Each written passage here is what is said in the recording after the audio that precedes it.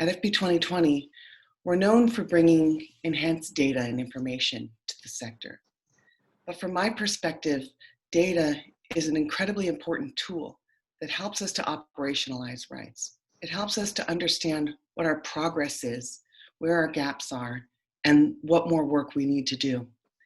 It's more challenging than ever before to measure where we are because life is changing around us so rapidly, and because of the pandemic, we have less of an ability to talk to each other, to be together, and to understand what's happening, particularly in communities that have always been difficult to reach, but now even more so.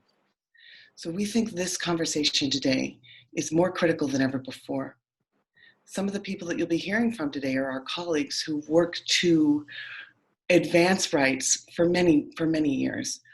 But we wrote a report last year that looked at the progress that had been made by FB 2020 partners and through this partnership. We didn't get a chance to really launch that before the pandemic hit. So now we're going to look at that report. But we also now need to look at its findings and look at its suggestions for how we take this work forward and try to contextualize it within this rapidly evolving moment. We also want to look at these recommendations for what they mean for this partnership going forward into the next decade. We have some information to share about our work on shaping the partnership for the next decade, and we'll be sharing that over the course of this morning. And you'll have a chance to hear from many people that you probably know pretty well because they're stalwarts and champions of rights and have been doing this work throughout their careers. So I'm really proud that FB 2020 is hosting this conversation on rights because we have so much work to do. We know how fragile rights agreements are. And we know that if you're on this call, it's because you care about this work and you want to know how you can continue to partner with people in your own community, with people in your own country, and then with global partners who are here to try to advance this work hand in hand with you. So with that, I'm going to hand it over to my friend and colleague, Sandra Jordan, one of the co-authors of the report, to share with you some of the findings so that can be the foundation of our discussions today. Thank you again for joining us, and thank you as always for being a partner with FB 2020. Sandra, over to you. Thank you, Beth. And good morning, good afternoon, bonjour, bonne nuit. Good morning. And it's so good to see everybody here and to have this wonderful opportunity to talk about this issue that is so important. 10 minutes to kind of describe and set the stage for this 8 years of progress is a tall order, but here goes. But just to understand, this is a greatly condensed version, so we do urge you to go ahead and look at the, download the full report that does have a much more extensive history, and I'm going to kind of leave the way forward and the recommendations and such to my colleague Karen when she talks.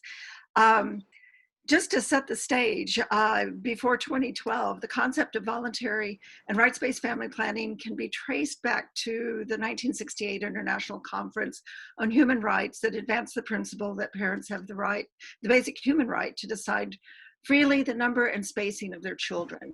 The 1994 ICPD expanded the focus to reproductive health with women as subjects rather than the objects of the programs, shifting the focus to reproductive rights and women's empowerment. Initially, family planning programs were slow to meet these ideals of these human rights conferences. For years, they largely focused on contraceptive services delivered and shifting to helping women and girls achieve their reproductive intentions, largely embrace quality of care, which was more clinic-based. And then the work began to put women at the front and girls at the front and center of programs. However, at the same time, shifting health priorities such as the HIV/AIDS pandemic and other health initiatives saw funding support for family planning dropping dramatically amongst donors and amongst recipients. So programs began a decline. The 2012 summit was important because it reversed this trend. It reaffirmed that family planning was an important development priority. Many saw this as an opportunity to shift the focus of programs to the person. And so I think as we were revitalizing family planning, we're also saying, how do we change business as usual? And just a reminder on this, many people were skeptical, very highly skeptical, that FP 2020, with its ambitious numerical goal, could also achieve transformative change that would put voluntarism, informed choice, and equity ahead of CPR and CYP and successful programs. But the global partnership did it. All of us working together, from donors to countless country partners, and from researchers to on-the-ground networks, providers, activists, and champions, and the women and youth themselves, the community coalesced around FP 2020 and made space for collective dialogue and action to create the tools, programs, and resources that could change the direction of programs and improve services. Together, we built a foundation that others can apply, adapt, and improve upon. And this collective approach was apparent from the very beginning of the FP 2020 process. During its formative stages, the core conveners, the Bill and Melinda Gates Foundation, DFID, USAID, and UNFPA hosted consultations, allowing people to come together to hash out the challenges, the opportunities, and capabilities that would establish the goals and structure of this partnership. These meetings proved crucial to centering rights in Family Planning 2020. Also key to the success was a proliferation of published work on rights, work that included the framework for voluntary rights-based family planning, which has endured as a key resource. Karen Hardy, one of the speakers, led the work on that team, and we're really pleased to have her with us today. A rights representative was added to the reference group, and the FP, which is the FP 2020 Board of Directors, if you will, to ensure prominence of the issue. Another of today's panelists, Poonam Mutreja, was one of the first RBFP representatives and proved to be a powerful and important champion then and now. Working group for rights was formed in 2013 to ensure that all FP 2020 activities would be underpinned by the principle that women and girls' perspectives and rights would be observed in all programs. They also worked with other working groups, performance monitoring and accountability, market dynamics, and country support to ensure rights informed all of their efforts. Most importantly, they developed the rights and empowerment principles that provided a common understanding of rights as they relate to the 10 dimensions of family planning. Sandra, yes. Can I interrupt you just for a moment? I'm so sorry. We're getting some requests in the chat that if you could speak just a little bit slowly. Oh, sure. That would be helpful. Thank you so much. Sorry. I've heard that all of my life, so you'd think I would have learned. At the country level, the Secretariat worked directly with country partners and governments to help them realize their country's commitments to family planning made at the summit. To hold themselves accountable, each country's focal points, representatives from government and 2 donor organizations, usually USAID and UNFPA, as well as civil society and youth representatives, prepared country implementation plans, which were critical to concretizing the ambitious goals into programs and policies, and helped the Secretariat host relevant in-country convenings to grapple with the barriers to success. Halima Sharif, another of our panelists, was one of the first CSO focal points and taught us volumes about country-focused work.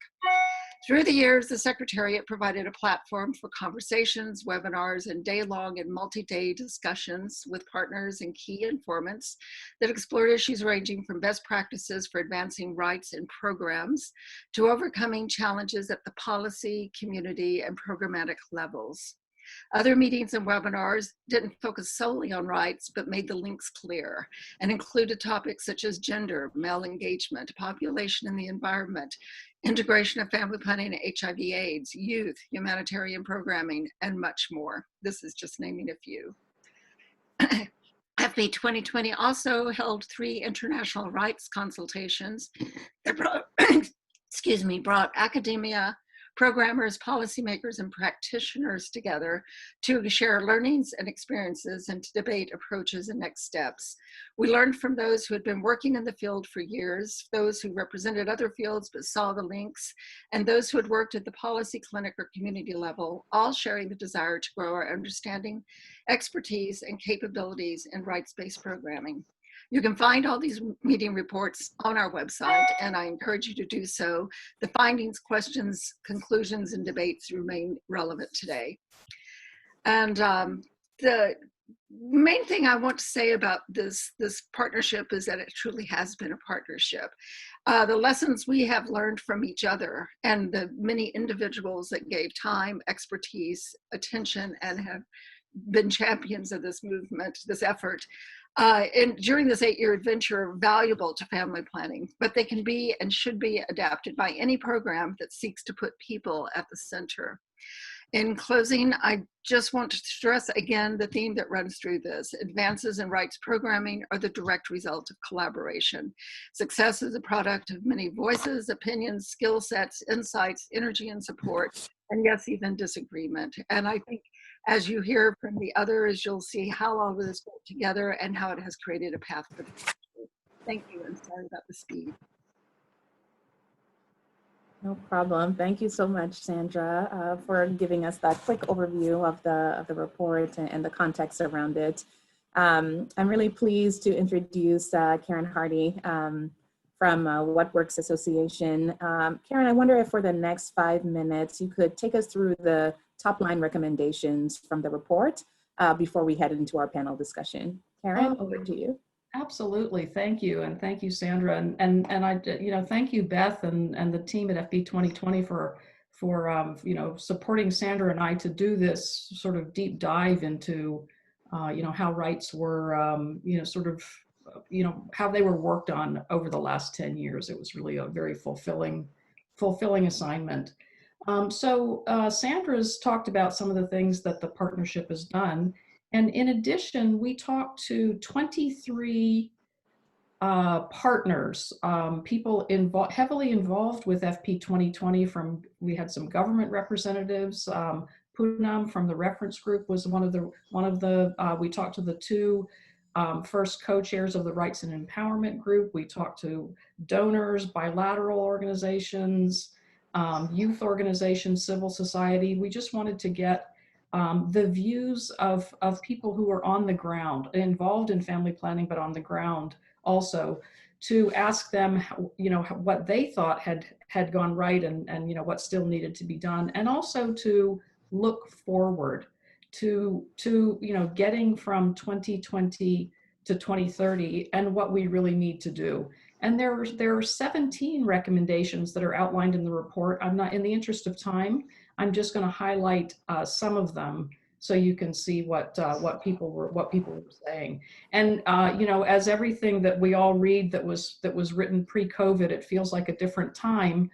But we really think that these recommendations, sort of hold up even in the COVID era, and in some ways are almost more important now for some of the reasons that Beth talked about. The first recommendation is to keep rights at the center of whatever the new framework is moving to 2030, but also to be flexible with language. One respondent said, civil society, we're all very comfortable with talking about rights, but not everybody is, and some governments aren't. So that we, to be able to use words that represent rights, talk about quality, talk about access, talk about equity, talk about voluntarism, without necessarily head-on using the word rights. Also, the need to still work to get political and financial support for rights-based family planning, so that it isn't seen just as an add-on, but it's infused within programming. The second is that in these first 8 years, so much attention was put on the global level on understanding what the rights principles, developing tools, developing guidance. And so all respondents said, okay, now it's really time to shift our focus to the country level and really to socialize rights from governments down to individuals, and to make it a norm through advocacy. Another recommendation was to continue the focus and strengthen the focus on accountability, particularly social accountability, and having citizens be able to hold their governments accountable. And for that, we need rights literacy. We need rights literacy for all of us. So again, so that people can be sort of facile in talking about rights, the components of rights, and really getting to their audiences. And of course, adding adolescents. People were very complimentary of what FP 2020 has done to promote adolescent involvement, and just to continue that, because as one respondent said, you know, adolescence is where a lot of the controversy about rights even comes up. Talking about integration, you know, integration with HIV, but also integration of rights with other social and economic rights, jobs, education, so that rights for family planning aren't just seen sort of in a vacuum. Also to make sure that our work with financing mechanisms and universal health coverage really is infused with rights, so that we don't have any unintended consequences. People were complimentary of the metrics, the work of the Performance Monitoring and Evidence Working Group to sort of further the rights measurement agenda, but they said that needs to continue, and it needs to be disseminated. There was a plea for simple tools to operationalize rights, but there was a counter plea that you can't reduce rights to a checklist, and to really appreciate the complexity of it in implementation. So, and just to you know, we were reminded by the respondents that, you know, gender mainstreaming has taken a long time, and we shouldn't expect rights mainstreaming to be quick. You know, it's going to be more of a 10, 20-year endeavor, and that realistically the investment is needed for the long term. And of course, as I said, the COVID pandemic really just reinforces the need to promote rights-based family planning. So thank you. Great. Thank you so much for giving us that overview, Karen, of the recommendations. So we'll spend maybe about the next 55 minutes or so in a panel discussion where we'll have an opportunity to talk with each of our panelists and then also take questions from the audience. Before we do that, I just want to remind our participants and all of the ones on the call just about some logistics. So if you haven't already selected your language for this webinar, this panel discussion, please do so. And you'll see at the bottom of your screen, if you're on your computer, there is a globe icon where you can select to receive interpretation in French. And so if you select to do that, you can also mute the English audio so it's not too distracting for you. We do have some colleagues on the line. Yassine, thank you so much for just posting those instructions in the chat to provide some more detailed instructions for you for following our interpretation, but just wanted to highlight that in case folks were not aware. And you'll also see the Q&A tab at the bottom. So when we get to that portion of the conversation, you'll be able to type in your questions and we'll respond to them as quickly as we can. All right, thank you. So with that, I'm really excited and pleased to announce, to welcome our three panelists, Halima Sharif from Advanced Family Planning, Karen, who we just heard from, Karen Hardy from What Works Association, and Poonam Mutreja from the Population Foundation of India. Welcome to our three panelists. It's a pleasure to have you this morning.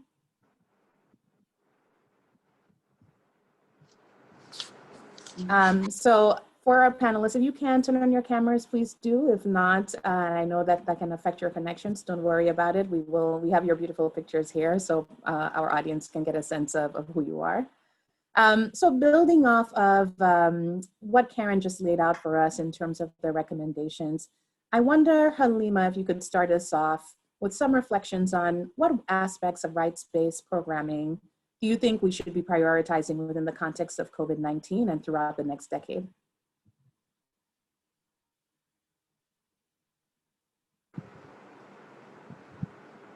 Thank you very much.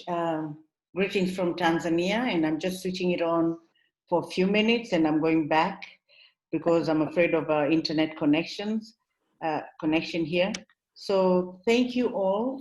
Thank you FP 2020 for inviting me to this panel to be able to share some reflections on rights-based family planning, and especially in this era of COVID-19 and beyond. First of all, I would sincerely like to say that FP 2020, and Sandra has talked about it, has played a very catalytical role over the years in nourishing the family planning agenda. I mean, since 2012. And I wish this session was about Tanzania, because a lot of milestones were as a result of the energy from the FP 2020 movement. So to come to your question, Dili,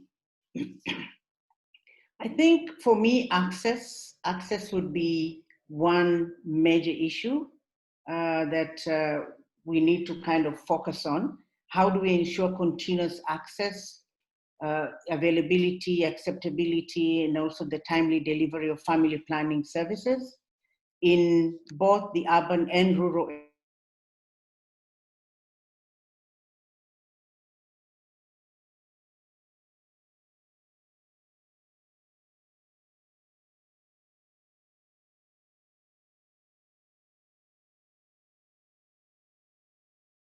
providers having the capacity to give the right information to the client so that they pick a method of their choice. Yes, that is one. At least we're trying to minimize the biases. We need data and evidence to guide us on the different shifts in contraceptive uptake. Is it due to, say, what service providers tell women and girls, or is it because the method is readily available, and so forth? So that piece for me is critical. The other piece is just ensuring that there is a constant flow and there are no stockouts. In Tanzania, for instance, we have what you call the supply chain system, but again, there are lots of challenges in that, and I would not want to go into that. So apart from the service providers, I would also like to say, moving forward, I think strengthening the integrated services. That's one thing that we are realizing, not we're realizing now, but we've realized over the years that it does allow women to access family planning services. And I'm happy to say that since last year, the government and partners will continue to place emphasis on FP integration in HIV/AIDS and immunization, as well as getting all the financial support from our global partners to make sure that these services are scaled up. There's also need, and that we haven't really, we're still struggling with it, to have domestic resource mobilization. A number of us as advocates, we try and see how best our own governments could pay for these programs. And that is proving to be a little bit of a challenge. And I feel there has to be a way that our governments pick up the bill and make sure that services are sustained. Otherwise, when you talk about rights-based family planning, as the projects end, you're definitely going to miss out some of the components that had already shown some great milestones with respect to taking care of women's and girls' rights. And then, there's no one to pick up that piece of work. I also think we have to have more knowledge around family planning. We still need that at the community level. Community health and social welfare is important. So we need to see how best our communities are empowered with information and education around family planning, the different methods and why they are important. At the moment, we have partner-driven programs in terms of social behavior change communication programs that also go away with the funding. And the local government authorities are yet to pick up on that. And that is very much because of the low human resource for health. But again, that is a critical component. Communities have to own these family planning programs, and they have to understand why, and why they should be changing the sociocultural practices that are barriers to access. I think for now, that's what I have to say. Thanks so much, Halima. Poonam, it looks like you're back. I wonder if you could share some reflections from your own context with Halima, highlighting really the value of integrated services, domestic resource mobilization, community engagement and information. Given India's current context, what do you see as really critical right now in terms of rights-based programming? Never before did we need FP 2020 for family planning and rights as we do right now in the aftermath of a possible act that is going to be formed in the next 10 days, which we are of course fighting. It's still a bill, it hasn't become an act, which is going to ensure that organizations our NGOs in India have greatly reduced opportunities to work on rights, especially the rights-based work, and that's part of the problem the government has with NGOs, and therefore our destinies are being, especially our funding and the way we function is going to be greatly controlled. So being part of an international network and the platform that FP 2020 has provided even in the past, I'd like to say start with that. And I'd like to start with the fact that it was always hard in India for us to talk about mainstreaming rights. We haven't even mainstreamed gender fully in India, Karen.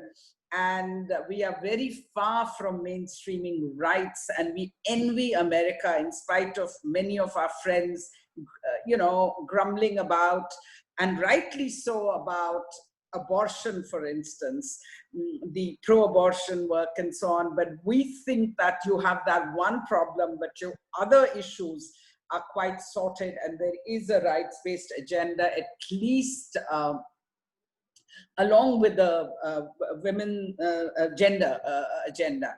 In India, I would like to say that in reproductive sexual rights and family planning as a right, definitely the introduction to our bureaucracy and our government came, and we signed the ICPD Plan of Action in 1984.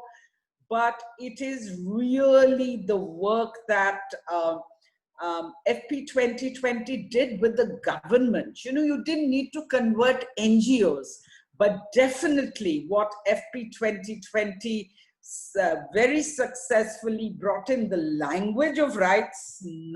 I am not claiming victory for FP 2020, that operationalization and buy-in has taken place. But it has been a huge progress. Now, within that, what has happened with the rights and empowerment framework that was developed, and I think it was Sandra, you mentioned that there was a conference in 3 countries by the Rights and Empowerment Group.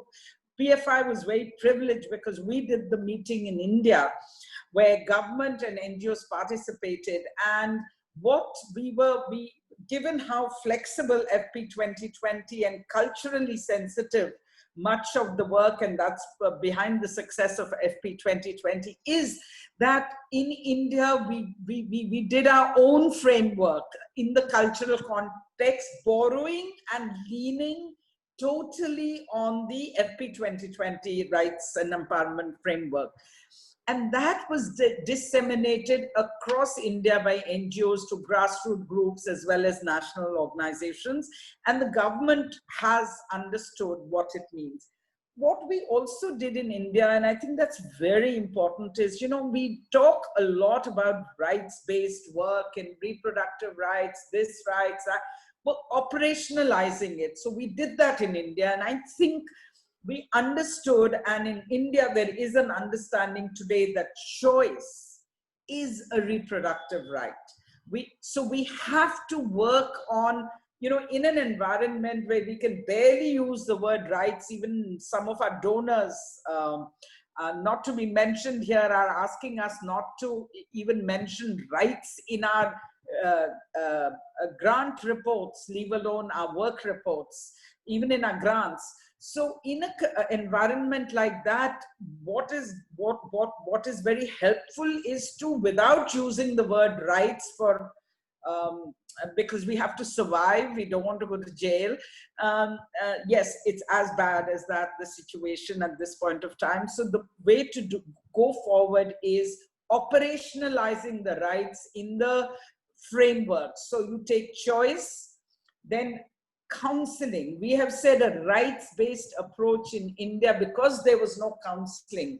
We said a rights-based approach requires counseling pre and post, you know, for family planning to be a part of the rights-based construct. Working with quality of care, expanding choice, quality of care, counseling, and finally working with young people. We have included, it is important to include adolescent sexual reproductive health information, comprehensive sexuality education, whatever the word you want to use. You know, if you really want to operationalize a rights-based approach, you really have to get there. Global, and you know, even if the environment was different when the foreign contribution regulation bill began to trouble us only 3 days ago, but during the pandemic, you know what, in terms of the rights-based approach, even essential services came to mean for us rights-based approach, and we were again benefited from WHO putting family planning, reproductive health, and so on in a rights-based, as an essential service, helped us get the government to pass a new government order to bring in comprehensive, to bring all these issues that we are talking about into the essential services. Now, did they take place? No. Did the essential services got rolled out? No, because India has such a fragile public health system. And you have to not only talk about rights along with other aspects as was mentioned in the recommendations, but also you have to strengthen your family planning and public health systems to be able to deal. And COVID is a huge lesson. And I know, Beth, your passion about family planning services and reproductive health services during disasters, but this is another level disaster where the pandemic exacerbated the existing pandemic. For instance, when we are talking about young people, we know that early marriage, and that's something that is very much part of our rights-based agenda, that it begins when a girl is young. She has the right to decide when to get married. The ICPD paragraph mantra starts with when to get married. Now, we had child marriages going across in India and the world, but the pandemic exacerbated it. So what we are finding is that pandemics, silent pandemics that existed, like early marriage, like girls dropping out of school, they have got exacerbated. And I think it is time in the post-COVID era, gender not only has to be mainstream, but we really have to ensure that all these issues are part of the dialogue and the research. I'm reminded of the post-Zika research. Only 1% of the research was gender-based, gender-sensitive research or looked at gender. So I think this is a historic, tragic as it is also an opportunity for us to ensure that going forward, the aftermath of COVID, and COVID is going to continue for 2 years minimum, if not more.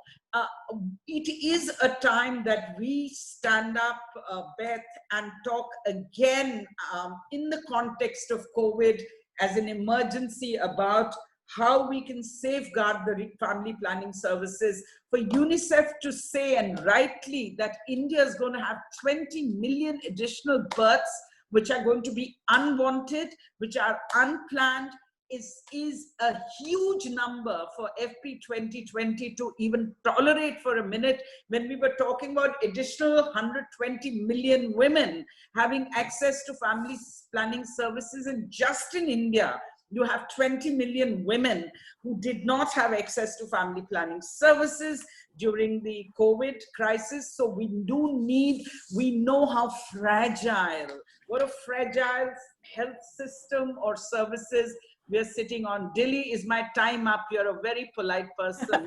So, Poonam, your time isn't up because we're having a discussion, but I actually think you're leading us into some of the other aspects of our discussion with your points around operationalization, mainstreaming, gender, some of the points you raised around building high-level political will. So I wonder if I could pause you for a second and maybe have Karen reflect on what are those lessons learned that can be applied to this current environment? And maybe, Karen, just reflecting on the recommendations from the report, as well as some of Poonam's comments, what's relevant now that we can take forward and we can build on based on your research and your experience in the field?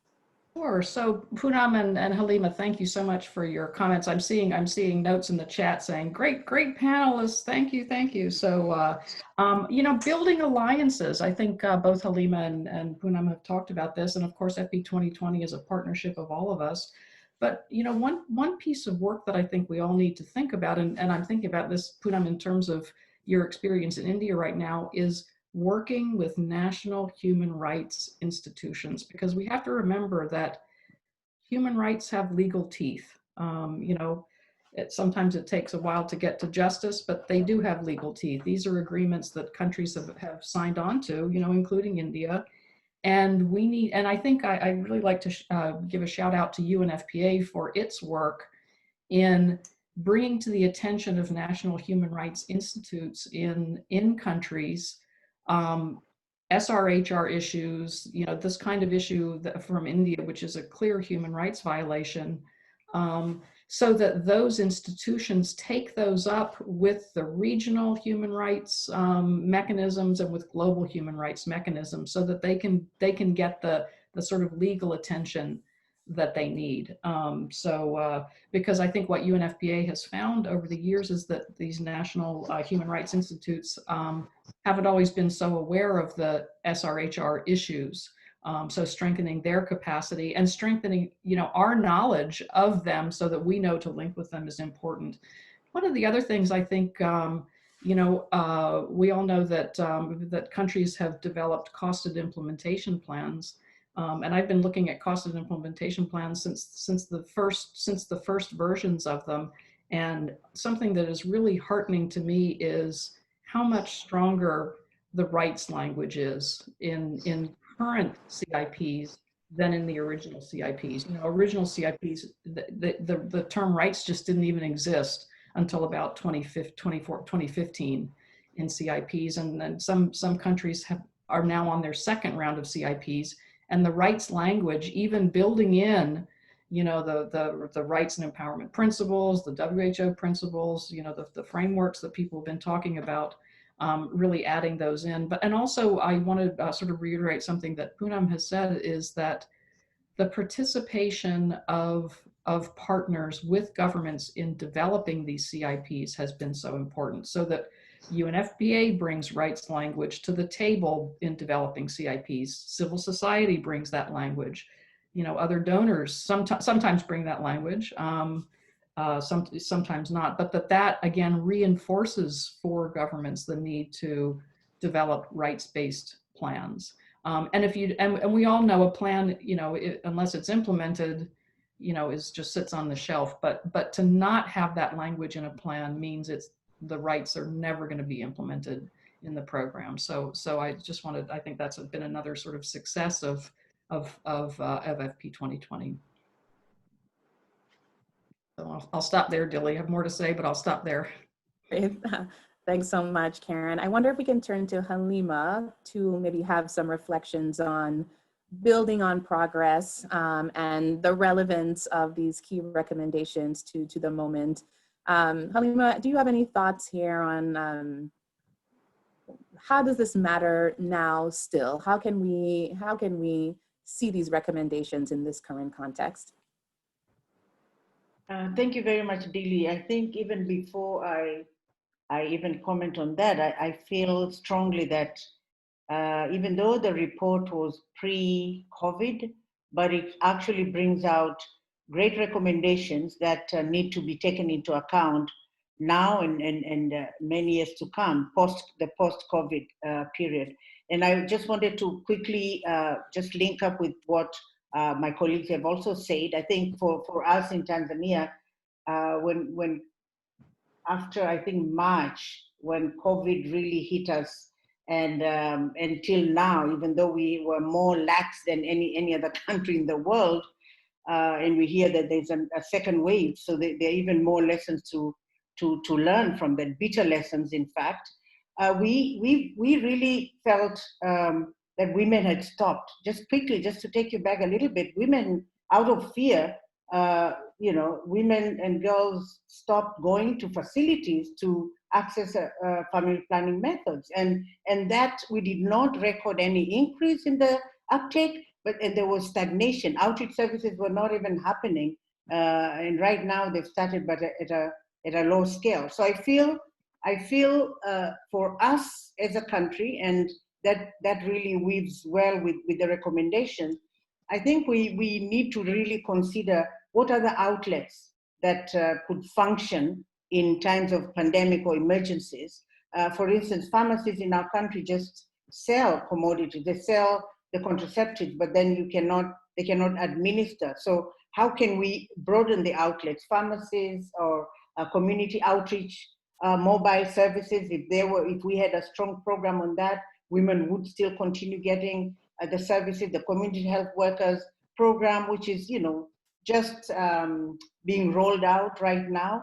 I feel like those are some of the lessons that we could pick up and implement as we move on, because they would strengthen the rights-based approach and make commodities, family planning contraceptives available. And the other issue that I feel is quite relevant, and I'm advocating for it because our government has not taken Sayana Press on board, apart from being the fact that it is registered in the country. It is just offered through the private sector, and we think the public sector is the biggest outlet because that's where the majority of women go to. So in any emergency, imagine Sayana Press was available and women had access to that.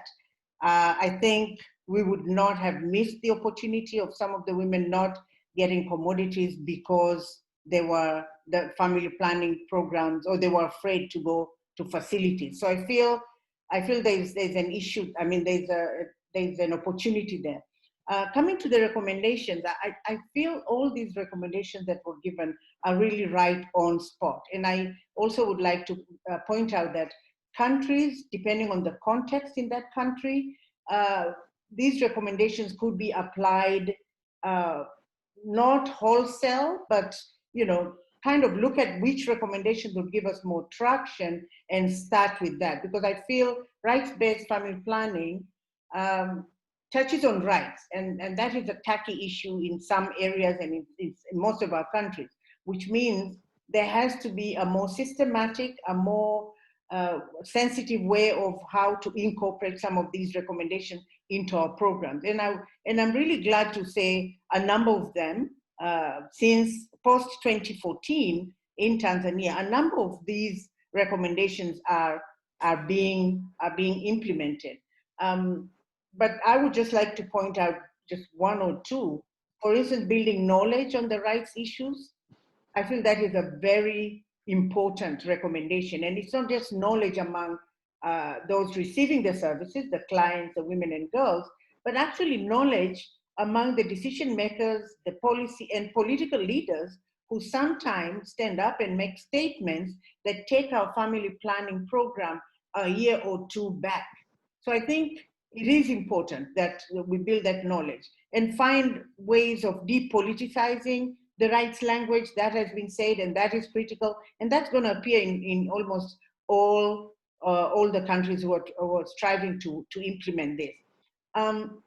While we situate the right-based approach within a country context, for me, it would also include from a country context within that political era, like what's happening during that time. What are the components of the rights-based approach that can be advanced in this particular political era, and what could be maybe postponed or like prioritizing almost what should start first. So we have to be listening to what's going on in our own countries. And CSOs, based on the rights-based approach, I feel CSOs have even a bigger responsibility now in terms of holding the government and holding the leadership accountable to some of these issues that have been proposed. But I'm happy to say that all the rights-based approach language cuts across all our national frameworks. Right now,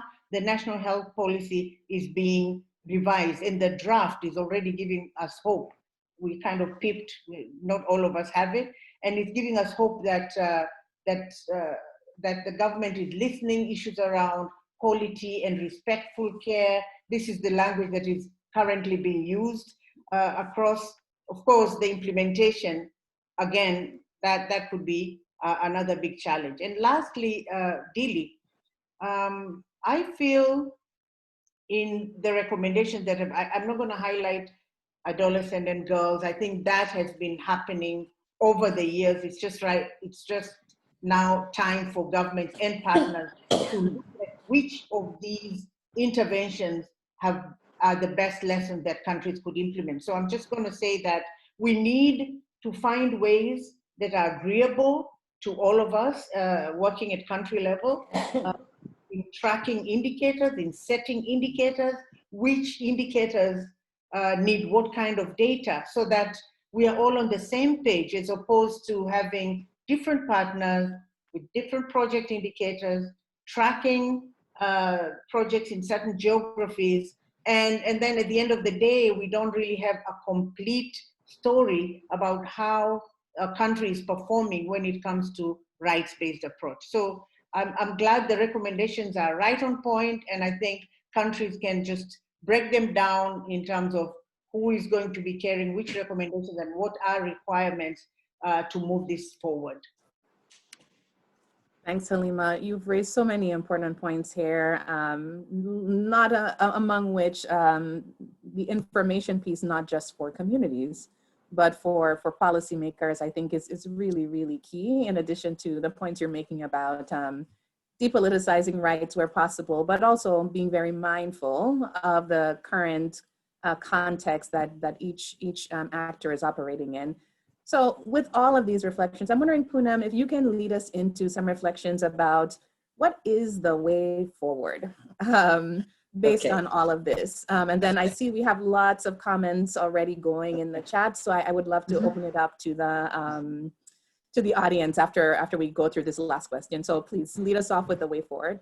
Yeah, so while all the recommendations are a way forward, that I see there are 17 recommendations, but let me pick up a few. And the one, and Halima also picked on that, and which is promoting rights literacy.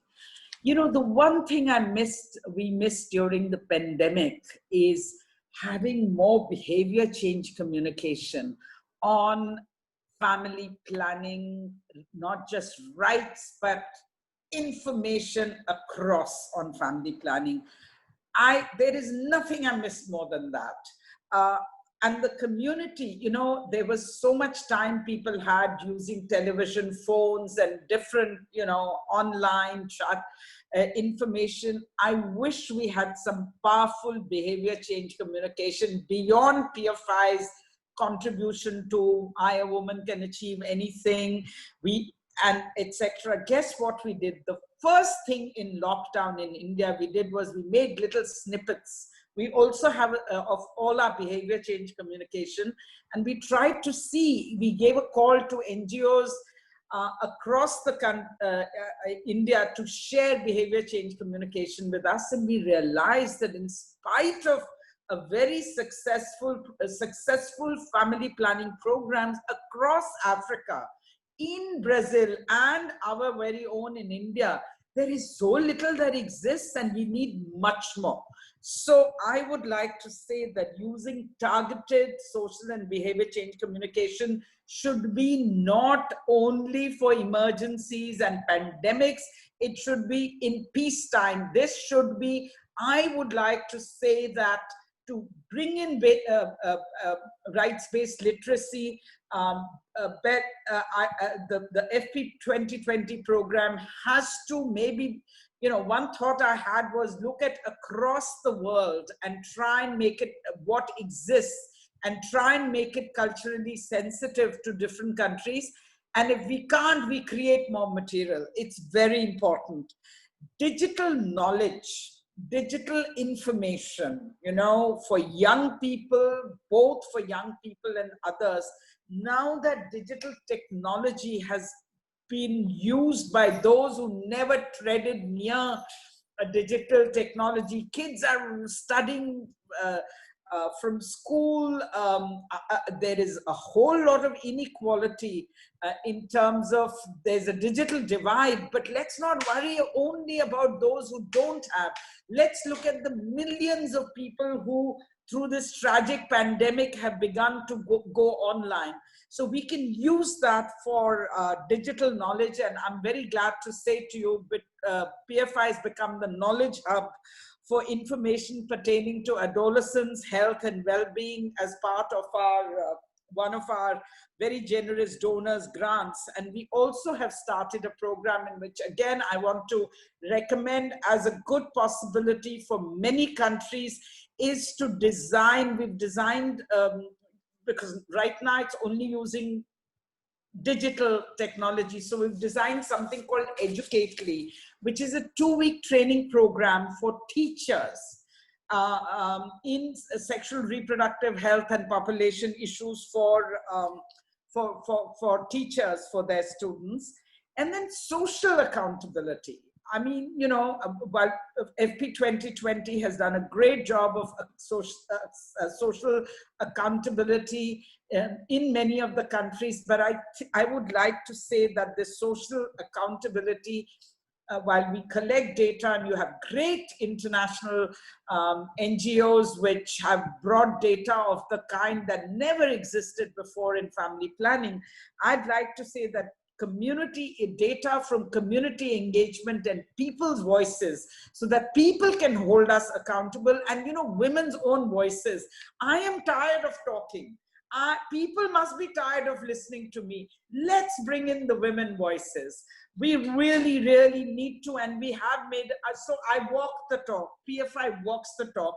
We have commissioned one of India's most sensible, rock star, sensitive journalists who has a body of students, women across the country, are collecting 50 stories. It's also PFI's 50 years celebration this year. So we are collecting 50 stories of women's voices. Next time I'll come with those women voices and you won't have to get bored listening to me again and again. So accountability, people's voices. And then the other one that I want to highlight, but I will not give examples, is linking reproductive rights with other rights. I think that's really important. We cannot work in isolation, and this is a good opportunity for us, and continue working on the rights matrix and guidance. I think that the fact that family planning fell off the radar of many countries during COVID shows to us that the priority being given to family planning is not what we imagined. I'm sorry, I don't want to end on a negative note, but I would like to also say link rights and budgets. Never before did we need to do that, because all governments are going to say, including the rich governments, are going to say, well, we spent all our money in the pandemic or on bringing our economies back. So it is our responsibility not only to ensure and keep the pressure on governments, but we also need to keep some pressure on donors to keep extra money for this. For family planning, we will never reach the SDGs if we don't invest in family planning.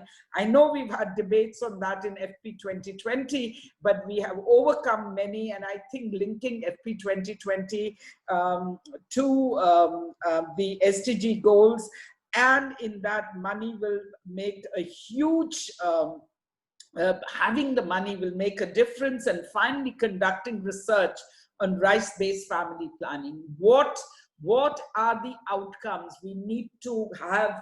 I think we are ready at this point of time for seeing in the last 10 years what changes have come, studying them and given the world evidence on how rights-based family planning works not just for women, but works for the country and works for the world. Thank you. Thanks, Poonam. I don't think we will ever get tired of your voice, but your point is taken about bringing women's voices into the conversation. We have about 4 more minutes before we open to the audience. So I wonder if Karen and Halima, in any order that you would like, maybe if you could reflect on some of the points that Poonam raised around linking as part of the way forward and part of building on the excellent recommendations of the report, linking family planning and reproductive rights with other rights, linking rights and budgets, and the important role of social accountability. You don't have to reflect on all of those, but if any of them stands out to you, please do share your thoughts with us. Yeah, I think Dili, thank you very much, Poonam, because you kind of you hit on the head, and it's making me think even more on the social, the local solutions to local problems. I think we need to identify solutions that work within our own. In addition to what you said, Poonam, in our own societies, we need to exploit the different platforms that are available, and that means we need to open up the family planning world to other platforms or other organizations. I want to just say one thing, that I know issues around rights and women empowerment and deciding on whether to access family planning or health services and so forth is really embedded in our own predominantly patriarchal society like mine. And unfortunately, this kind of setup, the gender dynamics, permeates all sectors, including women's health. So how can girls and women raise their voice in family planning and health in general? I think there are a number of ways, and a lot Poonam has talked about, through the education system, through places of work and so forth. It's a whole list of what kind of intervention we could do. But personally, as an activist, I've moved now, Dili, from advocate. I think the women movement in my country has a lot to do. First, it has not seriously tabled women's health, especially reproductive health, as a key agenda. And this is the Non-Health Professional Women Association, just the general women movement. The focus has been on acquiring leadership positions, legal rights, and on property ownership and so forth. Fine, that is very important, but there's deafening silence on issues of fertility and how they impact on women's welfare, their progress in both public and private sector. And I just want to point out to what our president said over the past, all these 5 years, and I hope all will be safe with me, that women have to use their ovaries, they have breasts, they can breastfeed and, bear as many children as you want. And the women movement, including myself, we were silent, and these statements were really, they were really talking about how a woman is a tool for reproduction and nothing else, disregarding the impact of having frequent childbirth in a woman's health and just the general well-being.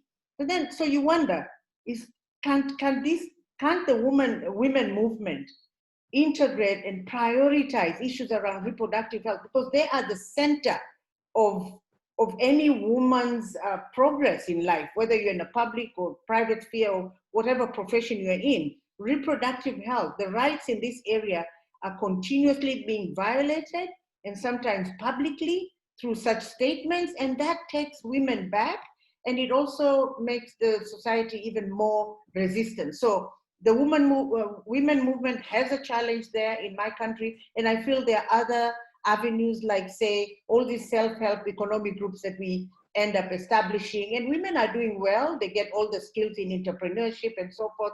These are platforms that we haven't really exploited, and these could be the best means of reaching women at community level. Just a small example, Dili, 30 seconds. We've had some media programs that are, advanced family planning media programs that are talking about adolescent girl, early marriage, talking about family planning, all these teenage pregnancies and so forth. And we've gotten interest from women groups. These are community-based groups that are doing, they do the pre-marital kind of initiation of girls, or they kind of groups that earn a living, but they are into getting young girls understand and what to look forward in marriage and so forth. And the talk has always been on how you get your husband, in order, the husband, the man, take care of the man. That has been the messages there. But ever since our communication with them, they are changing. They are looking for experts, family planning experts, to talk about fertility issues. So I'm saying local solutions to local problems. Let's explore all these avenues that can really empower a young girl, married or unmarried, and empower these groups of women who could be strong educators in terms of empowering women to decide on their own fertility and health in general. Thank you so much, Halima. I like the evolution that's happening from advocacy to activism. So thank you for those comments. Karen, turning over to you quickly to just if you could give some reflections also. Yeah, just a couple, because I just want to, thank you, Poonam and Halima. I've been scratching off my pad things that you've said that I wanted to say. So I just really, really agree with everything you said. I just want to say that, I'm really heartened in the advances that we've made in measuring dimensions of rights. We have the National Composite Index of Family Planning that delves into quality, accountability, and equity in much more depth than anything else we've had. We have a new measure of reproductive autonomy, that sort of can be not a rival to, but in addition to MCPR. So we're really, really starting to sort of walk the walk on measuring rights. And I agree so much with Poonam that we need to show policymakers, rights matter whether they have, may have outcomes or not, but to show that programming that way actually makes a difference to the outcomes, the health outcomes that we're interested in. I also have to say, I know we're all on a lot of Zooms and a lot of webinars these days, but I've been really encouraged by webinars, recent webinars talking about self-help, because we talk about full, free, and informed choice as a right, and we need to help women with self-care as part of that package. I'm really encouraged by people who are really thinking very deeply about supply chains and how we can ensure that, especially in the context of COVID, how we can keep ensuring that contraceptives get out there. So anyway, the way forward, I just hope for clear vision for the developers of the next platform for moving to FP 2030. I know it feels like a moving target. So just, really hope that is done very, very thoughtfully. And that as our respondent said, and the names of them are in the report, by the way, keep rights at the center. And I think this webinar has helped reinforce that point. So thanks, Dili, and thanks Poonam and Halima. Thanks so much, Karen. So we have several questions from the audience who's willing to go. So a reminder to the audience, please just type your questions into the chat and we'll try to get to them as soon as possible. So the first question is for Poonam. This question is from Reem Elimeji. So the question is, on the point of knowing your rights in general, and for sexual and reproductive health specifically, what approaches or proposed ideas do you have for countries that have neither sex education nor free medical services, and family planning is not a part of the country's health agenda? Family planning is not on the public health agenda. No, not yet. Well,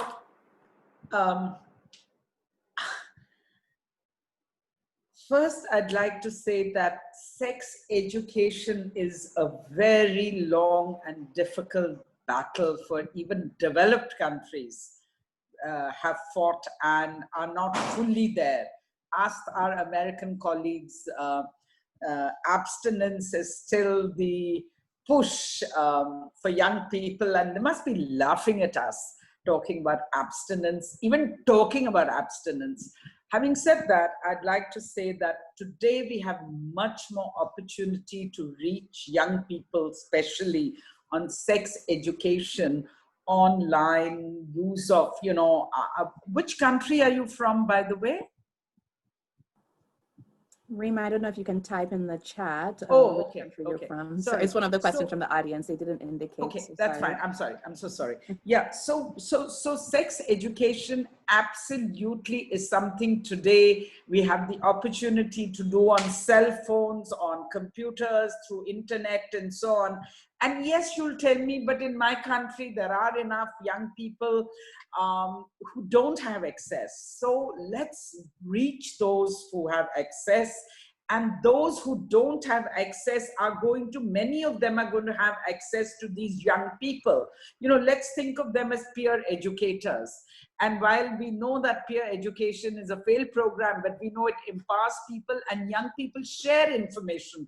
They share much more information with each other and trust each other's information, even if it's misinformation, then the adults, the school teacher, the parents, they don't see parents, and especially us NGO activists or leaders, as people they get their information from. They get the information from their peers. So let's put the information out there, and then we don't have to talk about abstinence. We don't have, in fact, I always say try abstinence. It has side effects more than many other contraceptives that we worry about, So I would like to say, and also, there are these web series across the world. There is Netflix. Let's try and get, the web series across the world. In fact, PFI is talking on Monday to Netflix, because they are they're trying to do a program which has a lot of young people and reproductive health issues that is going to be rolled out in India. So let's find opportunities to not only make them sensitive, but try, and one of our advocacy agendas, global, can be to try and get sex ed through some of these open platforms where we don't get into trouble with our governments. Family planning, my dear, family planning is something that we have to do the impossible for access. And someone, I think it was Halima, who talked about the dispensaries or the chemist shops.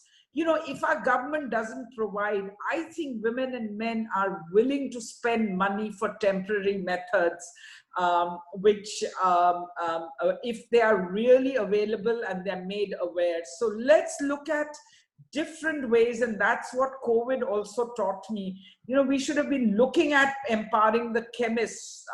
Let's just look at that and see if there are examples in other countries and learn, where in situations where governments aren't responsive yet, but my dear, we have to do advocacy to get family planning, and obviously we have to get these countries to become FP 2020 countries. Thanks so much, Poonam. We have two questions. So I think the first one, Karen, if you could take, and then the second, I'm gonna ask Halima to take. So the first question is, how do we deal with the vulnerabilities associated with gender-based violence as regards to the rights-based approach to family planning? And this question is from Immaculata Amadi. So Karen, that's for you. And then in swift succession, Halima, we have a question around engaging religious groups. You had talked about engaging different types of community structures. So Martin Mwachindalo wants to know, what are your suggestions for engaging faith-based groups in advancing this rights-based agenda? So Karen, if you could talk about gender-based violence, and Halima, if you could address the question on faith-based engagement.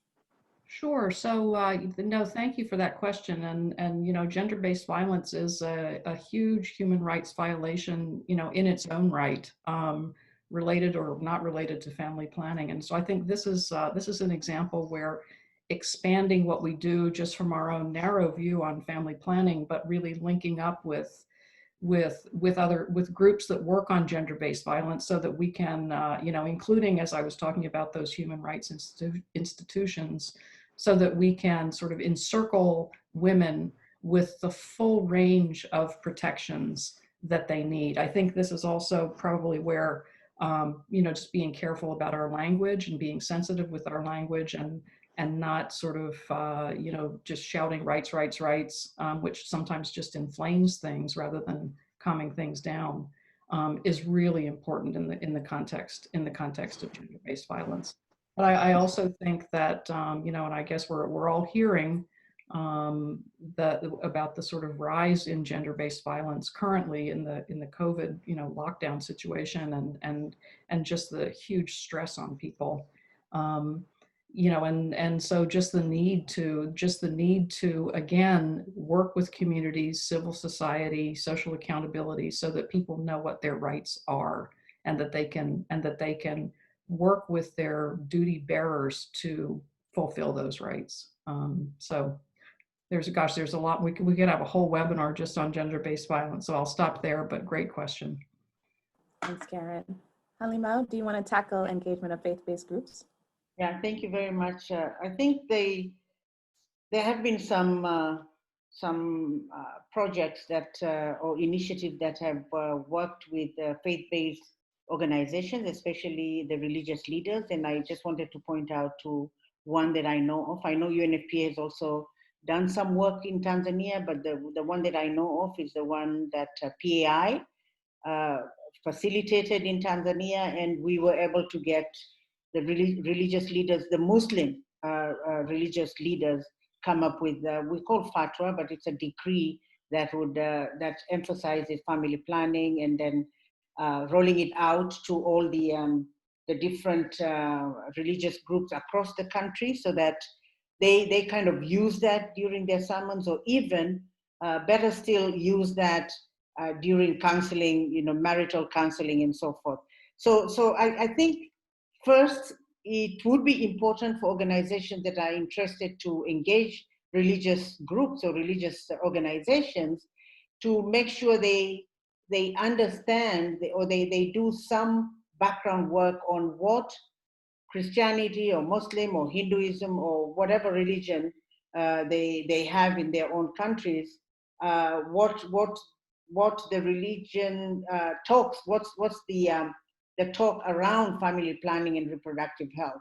We have realized that both Christianity and Islam does not, in fact, it promotes family planning, child spacing, 2 years and beyond. That's when a mother has to, you know, think about conceiving. So first, it's important to understand what the different components within the religious books, so that those could be evidence to the work that you'll be doing with religious groups. And also, it is right now, when I listen to Poonam and I listen to Karen on gender-based violence and so forth, I think it's high time that when we engage religious leaders, we talk about some of the gender-based violence that result in a woman trying a method, and how that impacts on her health and her baby and the whole family. I think some of these stories of violation of women's rights and all this violence are kind of hidden in many ways. And when we are speaking with religious leaders, we give them the other part of the story for them to advocate and make sure that whatever they have in their own teachings incorporate or encourage child spacing. I'm using child spacing because that's what is advanced here in Tanzania. But I feel like, yes, there's a way, and these are critical actors, and they have a, I would say, quote unquote, political clout, because they are able to call policymakers and have discussions with them around issues that concern the society. So working with religious organizations and religious leaders are in fact important. But I would add, it's high time that even if we could even share testimonies and share the real stories of women who try and space births for the benefit of the family so that they don't sink in poverty, for them to see and understand these issues so that they can carry it with more empathy. I think that's it. Thanks so much, Halima. So we have a question from one of our panelists on the opposition. So the question is from Niatue Firi, and I guess this question can be for any of the panelists, but perhaps maybe starting with Poonam. Any tips on how to diffuse the opposition to family planning, or to manage the opposition on family planning, especially in the context of a population which may not be as educated about their rights? How do we manage the opposition in the context of rights-based family planning moving forward? Not an easy question. Sorry, Poonam, you're on mute. I am not looking at rich or even emerging economies. I'm looking at poor countries, which is what I think we are probably where some of this opposition is taking place. And it would have taken place perhaps in some of the developed countries and our country earlier, and will take place if women weren't educated. We know the strong link between education and women's ability to control their fertility or have fewer children and so on. So I think we have to change the language and the argument and the debate. For instance, in India, we did a report, PFI did a report called Cost of Inaction in Family Planning. So we did the economic cost, we did the social cost, we did the cost to society, to family, and we did costing of what it takes to bring up one child in a family, in a poor, low middle class family. And that data really found resonance. And we did it because we, for 40, PFI is, as I said, 50 years old. For 40 years, we were going on and making very little difference. Second, I think, while we are absolutely committed and no compromising on women's empowerment and women's rights and putting gender at the center, but I think family planning we have to talk about. We have to change the discourse and bring men in. And we have to talk about how it benefits the family. And we have to talk about the cost, the cost. Women, I promise you, I have seen in villages, or I've heard others tell me, that when a woman dies in childbirth, the man says, I'll marry again. Even when we had the Bilaspur deaths, the parents, all the babies were dumped with the maternal grandparents. And the men have decided they will marry again and they will move on. I mean, so therefore, I think we have to clearly engage men, and unless men get involved, and we see it as a family issue, the health and so on.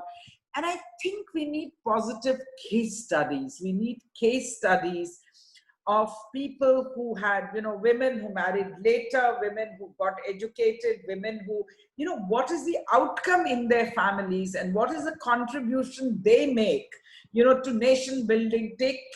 Get hold of one minister or a woman minister, who had the advantages. So film actors, so we have to do a tracing of people's lives to see how, so that's one idea. I mean, I can go on, but Dilly, you should stop me.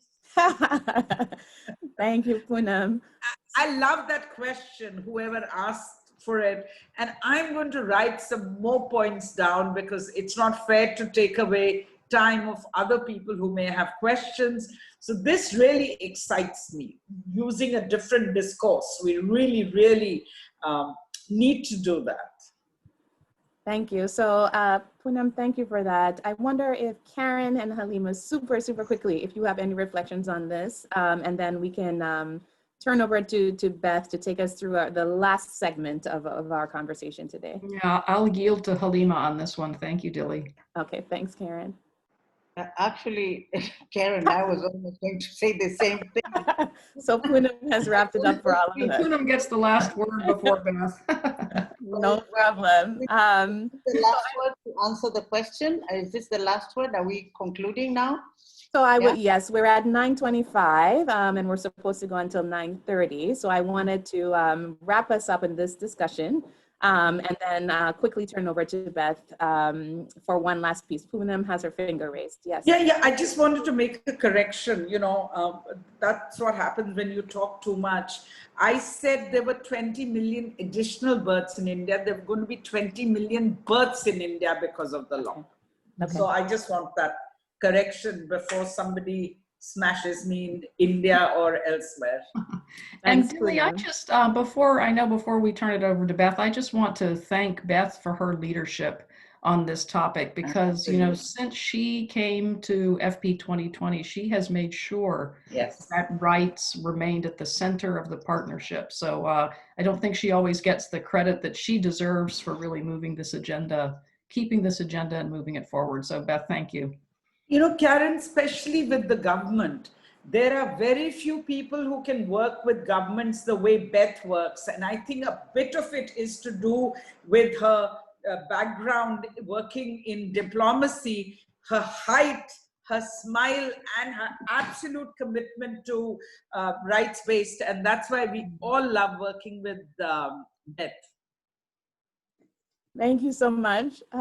So Beth, before I let you respond to that, let me just say thank you so much to our three panelists. I have greatly enjoyed this conversation. It's been deeply stimulating. We've covered a lot of ground: social accountability, literacy on rights-based family planning, managing the opposition. So I really think we have so many fertile ideas for how to keep moving this agenda forward. And I think all of you were saying in one way or the other, we all have a role to play in this. And so again, just thank you so much for this conversation. Thanks to our audience members who sent in questions. And I'll turn to Beth to have some of her own reflections, but also perhaps give us a window into what the partnership's role might be to play in the future.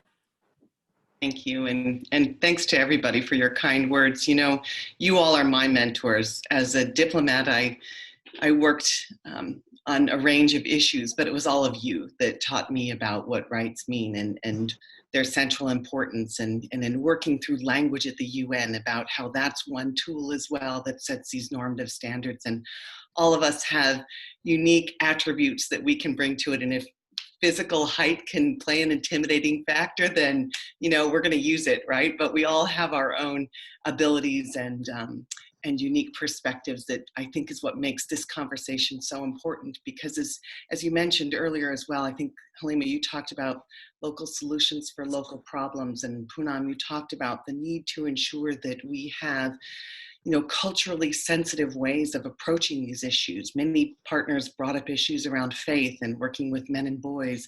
It's all so nuanced because nothing is more personal than sex. And people care so profoundly about their children and their families and their communities. And so trying to bring these things together as we create space for people to decide things for themselves and to have the freedoms that many of us until recently have taken for granted in the United States.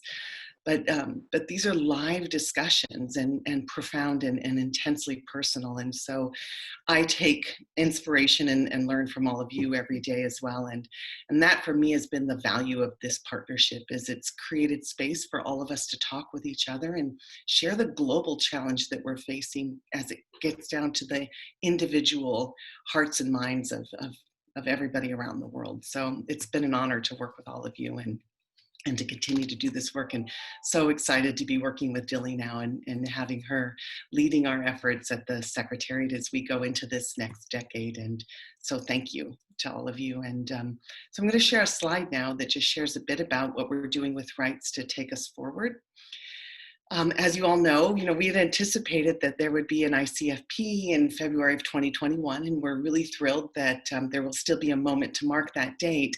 But ICFP has been moved to November, and given all of the challenges and disruptions, both economic and everything that we've heard about with regard to service delivery and society, country governments asked us to please delay the commitment process for the next iteration of the partnership until later in the year, next year, so they can get their hands around what's actually happening in countries, and then to make a commitment within the context of better understanding what's happened as an impact of the pandemic.